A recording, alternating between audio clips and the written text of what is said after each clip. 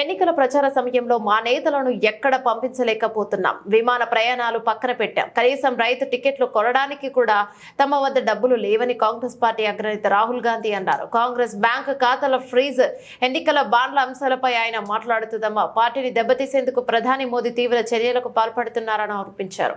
ఎన్నికల సమయంలో డబ్బులు లేకపోవడంతో సమాచారం ప్రచారం కూడా చేయలేకపోతున్నట్లు తెలిపారు. తమ పార్టీపై ప్రధాని మోదీ కేంద్ర హోం మంత్రిత్వ శాఖ పాల్పడుతున్నట్లు నేరపూరిత శాఖకు చర్యకు పాల్పడుతున్నారన్నారు. మా బ్యాంకు ఖాతాలను ఫ్రీజ్ చేశారని ఆగ్రహాన్ని వ్యక్తం చేశారు. ఈ రోజుల్లో ఆగ్రహం ఈ బ్యాంకు ఖాతాలు పనిచేయకుంటే పరిస్థితి ఎలా ఉంటుందో అందరికీ తెలిసిందే అన్నారు. తాము ఎలాంటి ట్రాన్సాక్షన్స్ చేయలేని పరిస్థితి ఏర్పడిందన్నారు. This issue affects not just the Indian National Congress. It impacts our democracy itself most fundamentally. A systematic effort is underway by the Prime Minister to cripple the Indian National Congress financially. Funds collected from the public are being frozen and money from our accounts is being taken away forcibly. However, even under these most challenging circumstances, we are doing our very best to maintain the effectiveness of our election campaign. On the one hand, there is the electoral bond issue mentioned by Congress President Kharge, which has been declared unconstitutional by the Supreme Court. The electoral bonds have benefited, as everyone knows, the BJP hugely, massively. On the other hand, the finances of the principal opposition party, the Indian National Congress, are under a determined assault.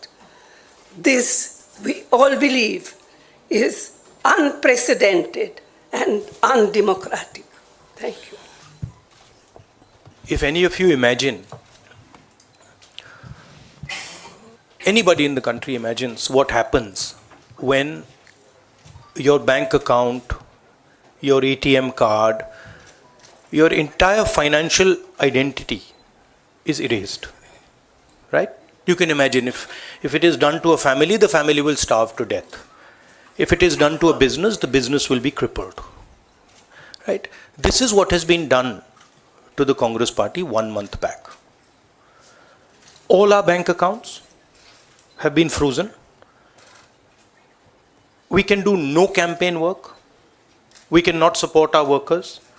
We cannot support our candidates. Our leaders cannot fly from one part of the country to the other. Forget fly. They can't take a railway train. And this has been done literally 2 months before the election campaign. Why has it been done? One notice comes from the 90s. Another notice comes from 6-7 years ago. Quantum amount, 14 lakh rupees. And punishment, our entire financial identity. Right?